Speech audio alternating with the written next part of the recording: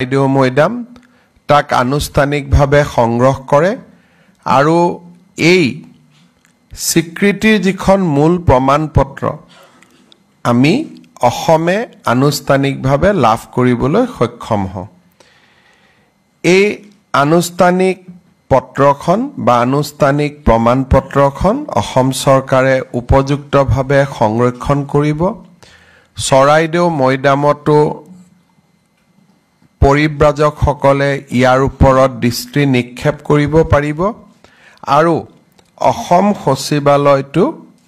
আমি ইয়াক সংৰক্ষিত কৰিম। মই পুনৰ এবাৰ চৰাইদেউ মৈদামক বিশ্ব ঐতিহ্য ক্ষেত্ৰলৈ লৈ যোৱাৰ বাবে অসম চৰকাৰৰ বিষয়া কৰ্মচাৰী সকলোৰে যি নিৰবিচ্ছিন্ন সাধনা আছিল ৩টা বছৰৰ আজিৰ দিনটোত পুনৰ এবাৰ সকলোকে মই কৃতজ্ঞতা জনাইছোঁ। ৰাজহ বিভাগৰ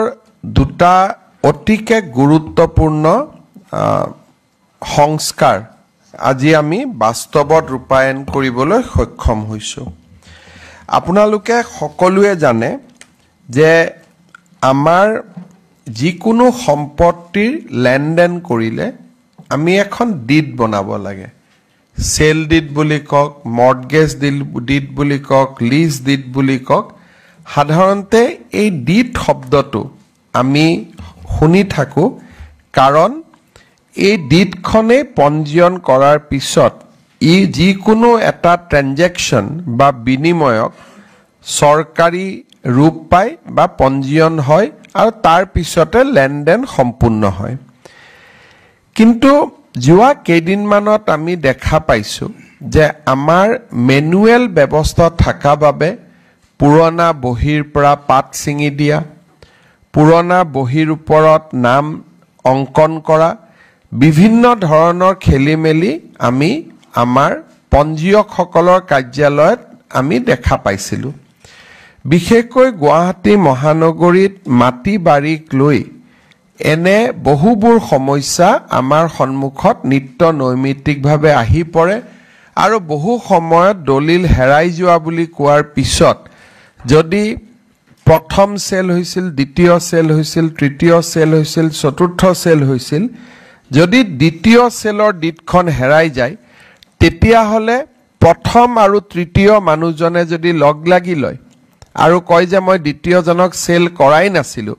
তেতিয়া প্ৰথম আৰু তৃতীয়জনৰ চেলটোৱেই প্ৰথম চেল ধৰণে দেখা যাব। এই গোটেইবোৰ অসুবিধাৰ প্ৰতি লক্ষ্য ৰাখি আমি NGDRS পৰ্টেলত এটা ব্যৱস্থা কৰিছিলোঁ যে আমি ইয়াতে বহি বিভিন্ন ধৰণৰ ডিড আমি নিজেই বনাব পাৰিম বা উকিলসকলেও বনাই দিব পাৰিব, আমি নিজেও বনাব পাৰিম। ডিডখন ইয়াৰ জৰিয়তে আমি চৰকাৰী কাৰ্যালয়লৈ প্ৰেৰণ কৰিব পাৰিম। চৰকাৰী কাৰ্যালয়ে নিৰ্দিষ্ট সময় দিব, সেই সময়ত দুই পক্ষ উপস্থিত থাকিব। ডিডত ডিজিটেল পদ্ধতিৰে স্বাক্ষৰ হ'ব আৰু ডিডখন সদায়ৰ বাবে NGDRS পৰ্টেলত সংৰক্ষিত হ'ব। ই এটা ভুক্তভোগী, আমি যিসকলে ইয়াৰ ভুক্তভোগী নহয় তেওঁলোকৰ কাৰণে ই বহুত ডাঙৰ এটা কথা নহ'ব পাৰে, বা যিসকল ভুক্তভোগী তেওঁলোকৰ কাৰণে ই এটা বহুত ডাঙৰ সমস্যাৰ সমাধান বুলি ক'ব পাৰি। আজিৰ পৰা অসমত ডিড প্ৰক্ৰিয়া আৰু ডিডৰ সৈতে জড়িত ইলেক্ট্ৰনিক পঞ্জীয়ন ব্যৱস্থা আৰম্ভ হ'ব, এটা স্থায়ী ৰেকৰ্ড নিৰ্মাণ হ'ব। দ্বিতীয়তে আপোনালোকে জানে যে সময়ে সময়ে অসম চৰকাৰে ৰাজহ সংক্ৰান্তীয় গোচৰবিলাক নিষ্পত্তি কৰিবৰ কাৰণে আমি ৰাজহ আদালতৰ ব্যৱস্থা ৰাখিছোঁ। কিন্তু ৰাজহ আদালতৰ গোটেই ব্যৱস্থাটো মেনুৱেল আছিলে। এতিয়া আমি গোটেই ৰাজহ আদালতৰ গোচৰখিনি আমি এটা পৰ্টেলৰ জৰিয়তে মেনেজ কৰিম। আমি গোচৰ নিজেই পঞ্জীয়ন কৰিব পাৰিম ঘৰত বহি, নিজেই ঘৰত বহি ৰাজহ আদালতৰ ডেট আমি গম পাম আৰু যিয়ে আমাৰ সিদ্ধান্ত নহওক কিয় সিদ্ধান্তটো এই পোৰ্টেলতে স্থায়ীভাৱে সংৰক্ষিত হ'ব তাৰ মানে ৰাজহ আদালতৰ end to end from the time of registration of the case and up to the judgement delivery এই গোটেই ব্যৱস্থাটোক ৰেভিনিউ কোৰ্ট কেছ মেনেজমেণ্ট ছিষ্টেমৰ জৰিয়তে আমি ইয়াত এক প্ৰকাৰ ক'ব গ'লে আমি স্থায়ীভাৱে ইয়াক ৰাখি থোৱাৰ ব্যৱস্থা কৰিম সেই ৰেভিনিউ কোৰ্ট মেনেজমেণ্ট ছিষ্টেমটো আমি যোৱা 3.5 বছৰত কৰি অহা ৰাজহ বিভাগৰ যি সংস্কাৰ সেই সংস্কাৰত ই এক গুৰুত্বপূৰ্ণ ভূমিকা গ্ৰহণ কৰিব আমি আশা কৰোঁ যে ইয়াৰ ফলত ৰাজহ আদালতত মানুহ বেছিকৈ আহিব পঞ্জীয়ন বাঢ়িব আৰু গোটেই ৰেকৰ্ডটো আমি স্থায়ীভাৱে ৰাখিব পাৰিম আৰু গোটেই ডেট কেতিয়া পাব সময় কেতিয়া পাব কোৰ্ট কেতিয়া যাব লাগিব গোটেই বস্তুটো সিস্টেম জেনাৰেটেড হ'ব অটোমেটিক হ'ব গতিকে মানুহে আৰু খা খবৰ লৈ থাকিবৰ বাবে প্ৰয়োজন নহব ই চৰকাৰখনক ৰাইজৰ বহু ওচৰলৈকে ওচৰ চপাই লৈ যাব মই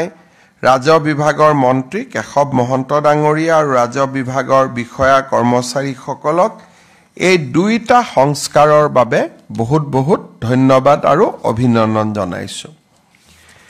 আজি আমাৰ অনুষ্ঠানৰ এক মূল লক্ষ্য আছিল মুখ্যমন্ত্ৰীৰ আত্মনিৰ্ভৰ অভিযান আপোনালোকে জানে যে ৰাজ্য চৰকাৰৰ বাজেটত আমি ঘোষণা কৰিছিলো যে 2 লাখ যুৱকক আমি আত্মসংস্থাপনৰ বাবে 2 লাখ টকাৰ আমি সহায় বা সাহায্য আমি দিম আৰু তাৰ মূল ধাৰণাটো হ'ব যে 1 লাখ সাহায্য আৰু 1 লাখ টকাৰ ঋণ কিন্তু ঋণো খুব 5 বছৰত সৰু সৰু ইনষ্টলমেন্টত উইদাউট ইন্টাৰেষ্ট আমাক উভতাই দিব তাৰ মানে এটা মাহত খুব বেছি ক'ব গ'লে 4000 টকা ইনষ্টলমেন্ট হ'ব আৰু তাত কোনো সুদ নাথাকিব 2 লাখ টকালৈকে যোৱাৰ 2 লাখ যুৱকলৈকে যোৱাৰ আগতে আমি প্ৰাৰম্ভিকভাৱে 25000 যুৱকক এই সাহায্য আগবঢ়াইছিলো তেওঁলোকক প্ৰথমতে আমি যোৱা বছৰ 1 লাখ টকা আগবঢ়াইছিলো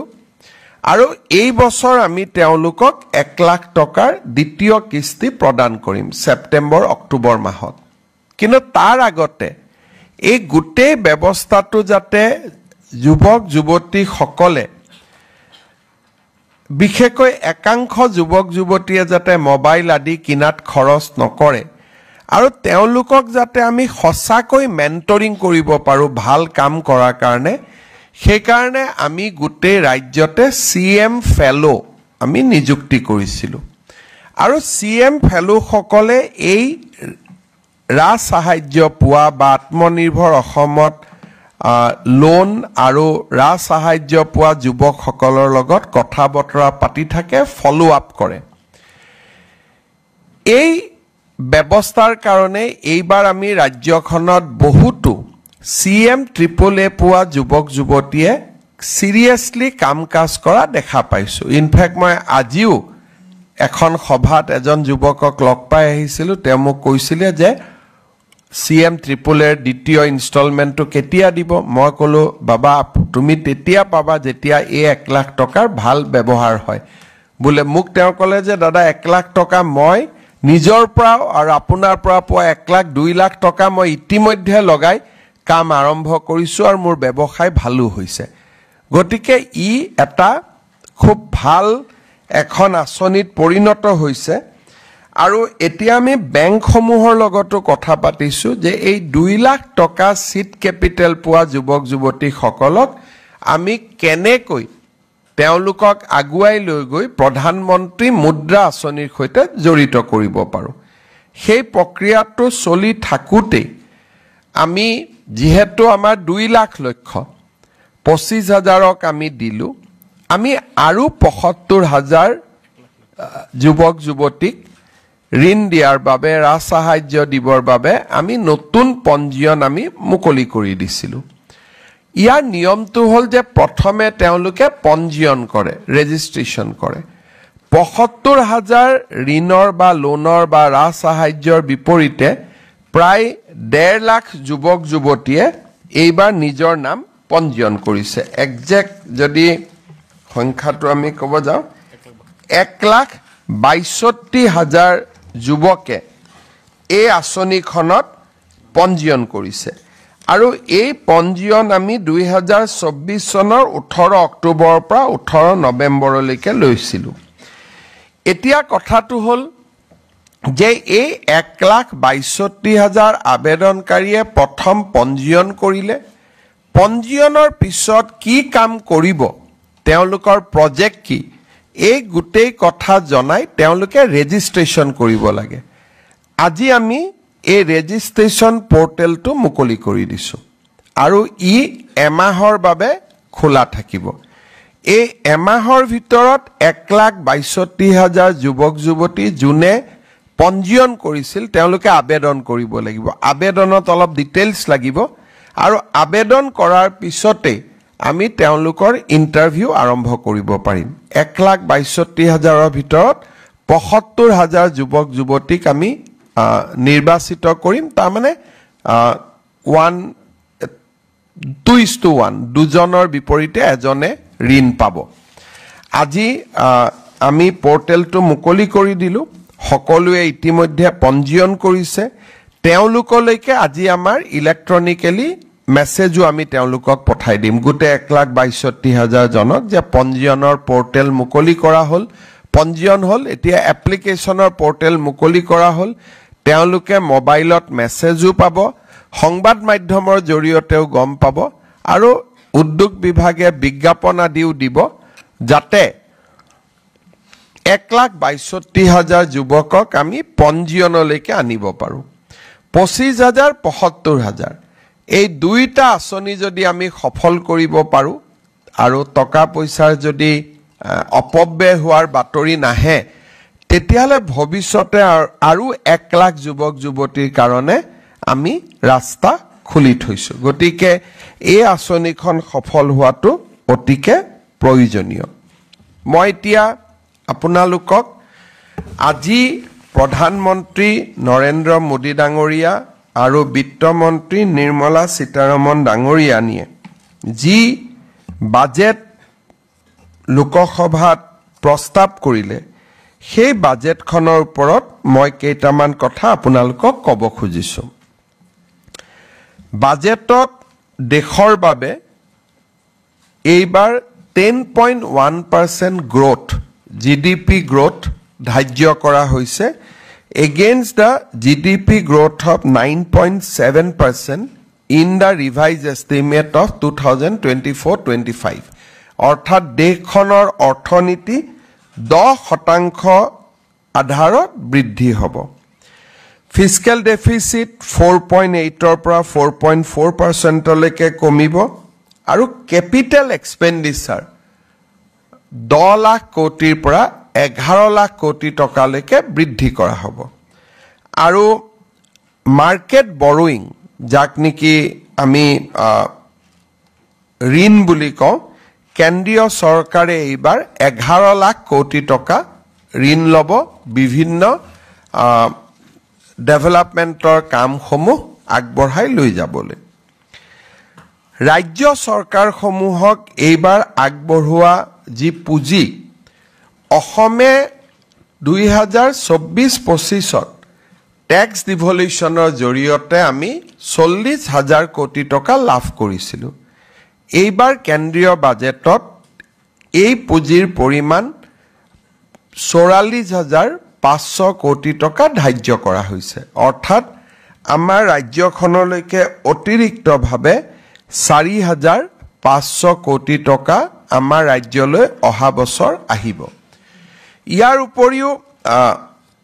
ভাৰত চৰকাৰে ৰাজ্যসমূহক এটা বিশেষ ঋণ দিয়ে যি ঋণ 50 বছৰ পিছত উভতাই দিব লাগিব আৰু ঋণৰ সুদ কেন্দ্ৰীয় চৰকাৰে দিব অৰ্থাৎ আজি যদি আমি 5,000 টকা লওঁ 5,000 কোটি টকা আমি যদি হাতত লওঁ 50 বছৰ পিছত ইয়াৰ মূল্যটো 200 কোটিও নাথাকেগৈ বিকজ অফ ইনফ্লেশ্যন সেইকাৰণে যদিও নামত লোন ই এক প্ৰকাৰ গ্ৰান্ট আৰু এই দিশত যোৱাবাৰ ভাৰত চৰকাৰে গোটেই দেশৰ ৰাজ্যসমূহৰ বাবে 1.5 লাখ কোটি টকাৰ ব্যৱস্থা কৰিছিল এইবাৰো একে ধন তেওঁলোকে বাজেটত ৰাখিছে ফলত ভাৰতৰ ৰাজ্যসমূহ যথেষ্ট পৰিমাণে উপকৃত হ'ব বিশেষকৈ ক্যাপিটাল এক্সপেন্ডিচাৰ আমাৰ ৰাজ্যৰ স্তৰতো বাঢ়িব এইবাৰ বাজেটৰ এটা মুখ্য দিশ হৈছে যে মধ্যবিত্ত আৰু নিম্ন মধ্যবিত্ত সমাজলৈ সকাহ 12 লাখ টকাৰ লৈকে আমাৰ কোনো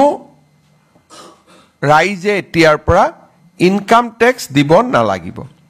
12 লাখ টকালৈকে ইনকাম টেক্স ৰেহাই দিয়াৰ মিনিংটো হৈছে যে তৃতীয় আৰু চতুৰ্থ শ্ৰেণীৰ কোনো কৰ্মচাৰীয়ে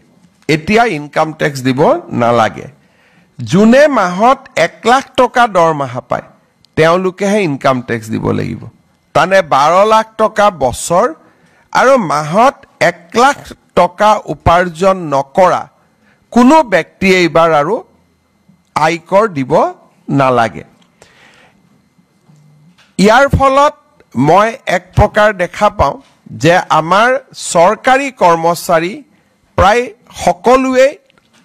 ট্যাক্স আউটাৰ পৰা যাৰ বহুত দিন চাকৰি হোৱা নাই বিশেষকৈ নতুনকৈ চাকৰিত যোগদান কৰা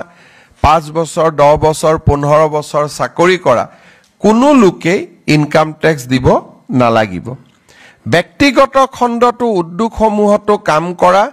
খুব কম মানুহে ইনকাম টেক্স দিব লাগিব এক প্ৰকাৰ খুব ভাল ফাৰ্স্ট ক্লাস কন্ট্ৰাক্ট নকৰা বা ভাল কোনোবাই ব্যৱসায় নকৰিলে ইনকাম টেক্স দিয়াৰ প্ৰয়োজনীয়তাটো বহু পৰিমাণে নোহোৱা হ'ব ই ভাৰতৰ মধ্যবিত্ত সমাজখনলৈ এক বিশাল সকাহ যদি আপোনালোকে কংগ্ৰেছ চৰকাৰৰ দিনত চাই 75 বছৰ বা 60 বছৰ তেওঁলোকে চৰকাৰ চলোৱাৰ পিছত ইয়াক 3 লাখ টকালৈকেহে লৈ যাব পাৰিছিল মোদী ডাঙৰীয়াই প্ৰথমতে 5 লাখ তাৰ পিছত 7 লাখ এতিয়া 12 লাখ টকালৈকে ইনকাম টেক্সৰ পৰা সাধাৰণ ৰাইজক ৰেহাই দি মধ্যবিত্ত সমাজখনলৈ এক বহুত ডাঙৰ সকাহ দিবলৈ সক্ষম হ'ল এই বাজেটত অসমৰ কাৰণে দুটা বিশেষ গুৰুত্বপূৰ্ণ ঘোষণাই আমাক সকলোকে আনন্দিত কৰিছে আমাৰ ৰাজ্যত উদ্যোগীকৰণৰ এটা নতুন বাতাবৰণ টাটাৰ সেমিকন্ডাক্টৰ ইণ্ডাষ্ট্ৰি দি আৰম্ভ হৈছিল আৰু বহুতৰ মনত ধাৰণা আছিল যে এটা কিবা কৰি আহিলে আৰু শেষ আৰম্ভণি শেষ কিন্তু ইয়াক আমি মেইনটেইন কৰিব পাৰিছো 27000 কোটি টকা বেৰে সেমিকন্ডাক্টৰ ইণ্ডাষ্ট্ৰি অহাৰ পিছত এইবাৰ প্ৰায় 12000 কোটি টকা বেৰে এডভান্টেজ আসাম 2.0 প্ৰাৰম্ভণিতে আমাৰ হিন্দুস্তান ফাৰ্টিলাইজাৰ কৰ্পোৰেচনক নতুন ধৰণে নিৰ্মাণ কৰা বা ব্ৰহ্মপুত্ৰ ভেলী ফাৰ্টিলাইজাৰ কৰ্পোৰেচনক নতুন ধৰণে নিৰ্মাণ কৰাৰ ঘোষণা আজি আনুষ্ঠানিকভাৱে কৰা হ'ল আগৰ যি বিভিচিএল আছিল বা পুৰণা যি সাৰ কাৰখানা আছিল হি সম্পূৰ্ণ তাৰ পৰা সম্পূৰ্ণভাৱে পৃথক এটা নতুন সাৰ কাৰখানা নামৰূপত গঢ়ি তোলা হ'ব আগত বিভিচিএল যি আছিল তাৰ ইউৰিয়াৰ প্ৰডাকশন কেপাসিটি আছিল খুব টানি মানি 2 লাখ মেট্ৰিক টন এইবাৰ আমি প্ৰস্তাৱ কৰিছো 12.75 লাখ মেট্ৰিক টন তাৰমানে 13 লাখ মেট্ৰিক টন আমি ইউৰিয়া আৰু আদাৰ ৰিলেভেন্ট ফাৰ্টিলাইজাৰ আমি তাত নিৰ্মাণ কৰিব পাৰিম আৰু ইয়াৰ যেটো নতুন ব্যৱস্থা হ'ব সেই ব্যৱস্থাত ৰাজ্য চৰকাৰৰো 40% অংশীদাৰিত্ব থাকিব আৰু ইয়াৰ নাম কি হ'ব নতুন নাম হ'ব পুৰণা নাম থাকিব আলোচনা হ'ব কিন্তু সম্পূৰ্ণ এটা পৃথক এটা নতুন সাৰ কাৰখানা হ'ব আৰু বৰ্তমানৰ ব্ৰহ্মপুত্ৰ ভেলী যিটো সাৰ কাৰখানা আছে তেওঁলোকৰ 11% ইয়াত কন্ট্ৰিবিউশন থাকিব অৰ্থাৎ বহুতে আগত কয় যে চতুৰ্থ ইউনিট হ'ব নেকি থাৰ্ড ইউনিট হ'ব নেকি ইয়াত কোনো থাৰ্ড ফোৰ্থ ইউনিট নহয় it will be a brand new greenfield urea plant completely এটা নতুন সাৰ কাৰখানা নতুন টেকনলজি দি নতুন ইকুইপমেন্টেৰে ইয়াক নিৰ্মাণ কৰা হ'ব আৰু আমি ভাবো যে এডভান্টেজ অসমৰ সময়ত ই আৰু এটা সঠিক ৰূপ আমাৰ সন্মুখত আহিব কেন্দ্ৰীয় মন্ত্ৰী নিৰ্মলা সীতাৰমণ ডাঙৰীয়ানী সাৰ আৰু ৰাসায়ন বিভাগৰ মন্ত্ৰী জেপি নাড্ডা আৰু ভাৰতৰ প্ৰধানমন্ত্ৰী নৰেন্দ্ৰ মোদী ডাঙৰীয়াক মই বিশেষভাৱে ধন্যবাদ জনাইছো আজিৰ কেন্দ্ৰীয় বাজেটত অসমৰ বানপানীৰ সমস্যাৰ সমাধানৰ ক্ষেত্ৰত নিৰন্তৰ সহযোগিতাৰ কথা আকৌ এবাৰ কেন্দ্ৰীয় বিত্তমন্ত্ৰী ডাঙৰীয়ানীয়ে উল্লেখ কৰিছে মই তেখেতক ইয়াৰ বাবে ধন্যবাদ জনাইছো ইয়াৰ উপৰিও বহুবোৰ ঘোষণা আছে যেনে 50 টুৰিষ্ট ডেষ্টিনেশ্যন আৰবান টাউন প্লেনিংৰ ওপৰত যি চ্যালেঞ্জ পদ্ধতিৰে তেওঁলোকে পুঁজি যোগানৰ কথা কৈছে এই গোটেইবোৰত ইতিমধ্যে অসম বহুখিনি আগবাঢ়ি আছে আৰু আজিৰ বাজেটত কেন্দ্ৰীয় চৰকাৰে আগবঢ়োৱা state support for state for infrastructure বহু দিনৰ পৰা জল জীৱন মিছনৰ ঠিকাদাৰ সকলে টকা পোৱা নাই যি কথা আছিলে জল জীৱন মিছনক আনুষ্ঠানিকভাৱে 2028 লৈ সম্প্ৰসাৰণ কৰা সিদ্ধান্ত পাৱাৰ সেক্টৰ ৰিফৰ্মছত আমাক এডিশনাল বৰোইং দিয়াৰ সিদ্ধান্ত 0.5% ৰাজ্য চৰকাৰে আৰু বেছি ঋণ ল'ব পাৰিব যাৰ পৰা আমাৰ ফিস্কেল স্পেস বাঢ়িব আৰবান চ্যালেঞ্জ ফান্ড যাৰ জৰিয়তে আমি জাগিৰোড আৰু পলাশবাৰীক দুখন স্যাটেলাইট টাউনশিপ নিৰ্মাণৰ কথা কৈছো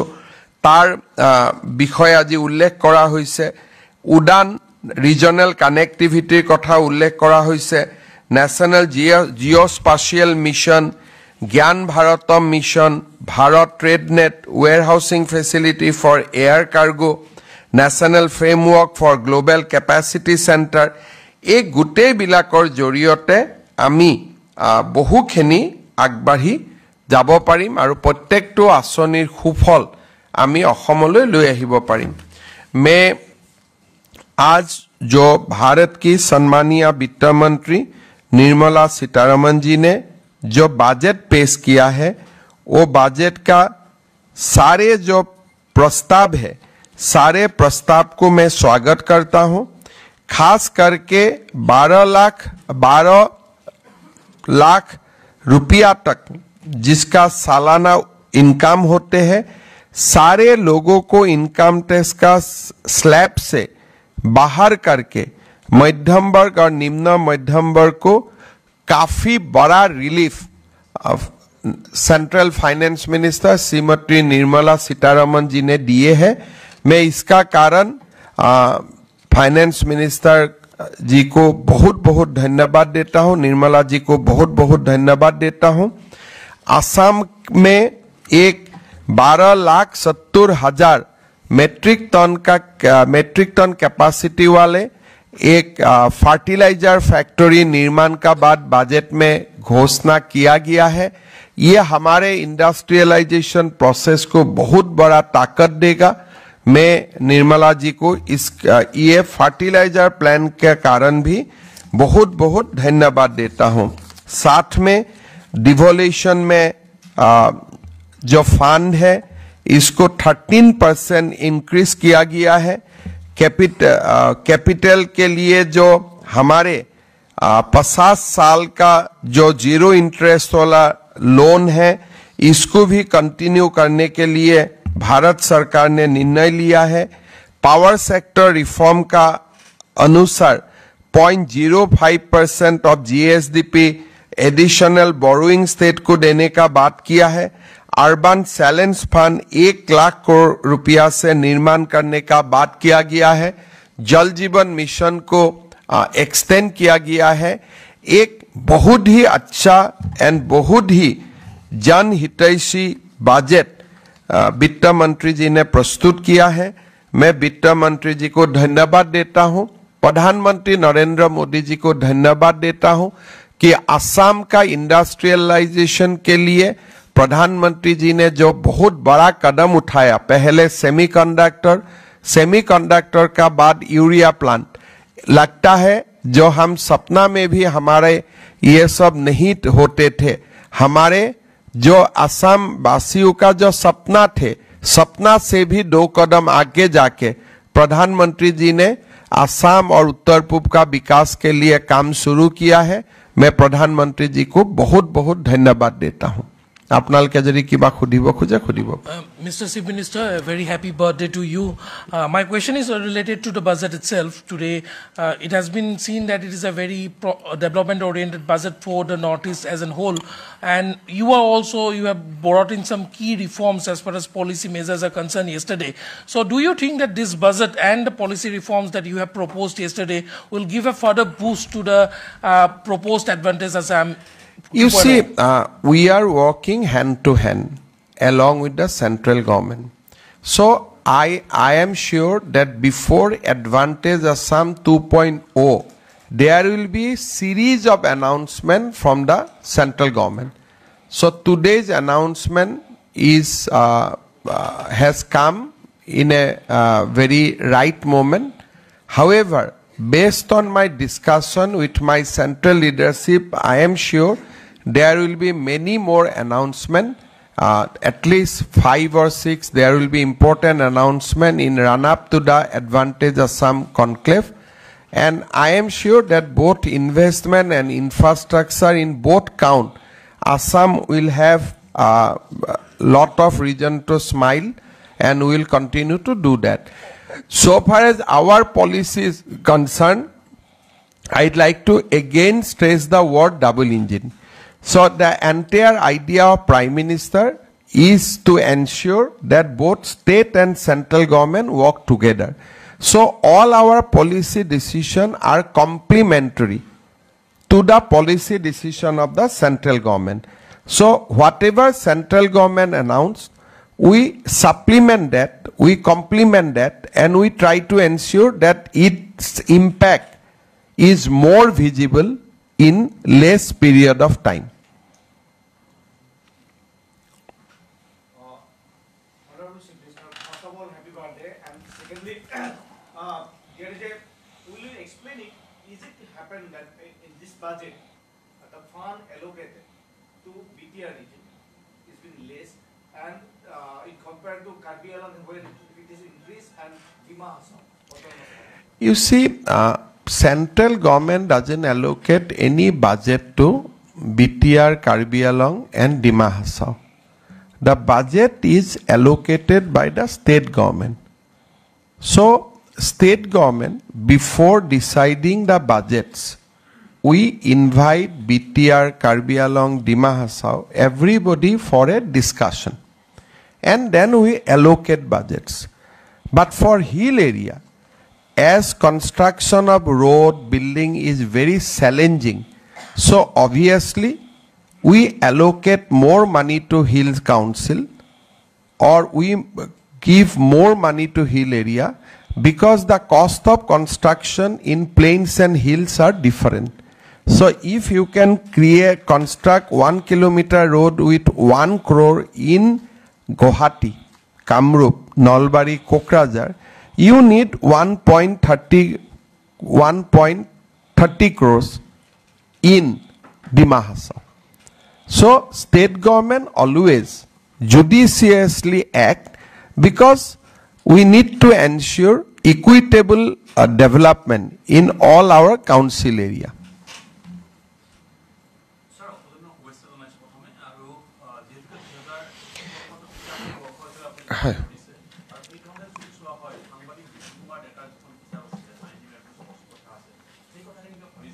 মই একো ভাবা নাই বিশেষকৈ যি কিতাপ বাতৰিয়ে অসমখনক আগুৱাই লৈ না যায় বা পিছুৱাই লৈ না যায় তেনেকুৱা কথা বতৰা চৰকাৰৰ পৰ্যায়ত আলোচনা কৰা নহয় চৰকাৰে তাকে আলোচনা কৰে যে কিতাপ কিনাৰ কাৰণে আমি কেনেকুৱা পৰিৱেশ কৰিব পাৰোঁ, গ্ৰন্থমেলা কৰিব পাৰোঁ। এতিয়া সাংবাদিক বিজু ডেকাই কি লিখিছে কি লিখা নাই মোৰ নলেজতো নাই, আৰু মই কেতিয়াও এইবিলাকৰ ওপৰত কথাও পাতা নাই।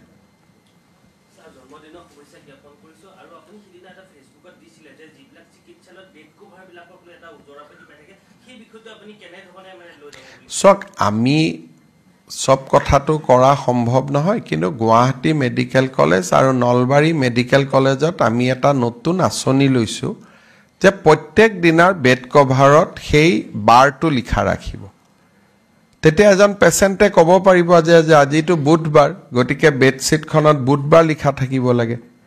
নেক্সট দিনা বৃহস্পতিবাৰ লিখা থাকিব। তাৰ মিনিং এইটোৱে হ'ব যে এখন বেড কভাৰ দুদিন ইউজ নহ'ব, এখন বেড কভাৰ এদিনে ইউজ হ'ব। কিন্তু সকলো হস্পিটালত এইটো কৰা সম্ভৱো নহয়, কাৰণ তাৰ কাৰণে ৱাশ্বিঙৰ ছিষ্টেম লাগিব, বহুত বেছি চাফ চিকুণতা লাগিব। আমি অসমৰ মেডিকেল কলেজখিনিত এই ব্যৱস্থাটো প্ৰৱৰ্তন কৰাৰ বাবে চিন্তা কৰিছোঁ, আৰু ইতিমধ্যে নলবাৰী আৰু গুৱাহাটী মেডিকেল কলেজত ইয়াক প্ৰৱৰ্তন কৰা হৈছে।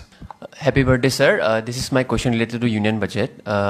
LOP leader Rahul Gandhi has stated that budget is a temporary band-aid to a bullet wound, and it's a very short-sighted budget. So what will be your reaction? I think Congress party should not criticize this budget at all. They should see how much they have granted relief to the middle class. Even after ruling our country for 60 years, they could not increase the slab of income tax relief beyond ₹5 lakhs. Today, Honorable Union Finance Minister has not only exempted middle class, both lower middle class, upper middle class, from the tax net, giving a huge relief. She also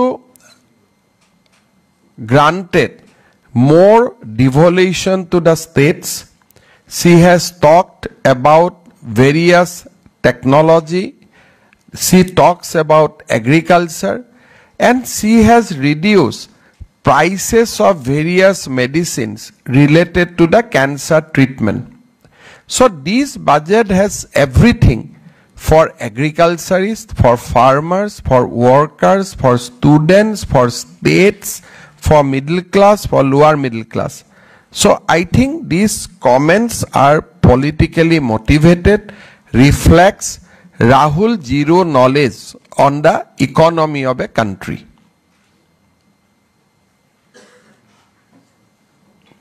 ঠিক আছে, হ'ব। সকলোকে ধন্যবাদ জনালো, আৰু সাংবাদিক মেল আমি ইমানতে সামৰণি মাৰিছোঁ। আৰু এখন লাষ্ট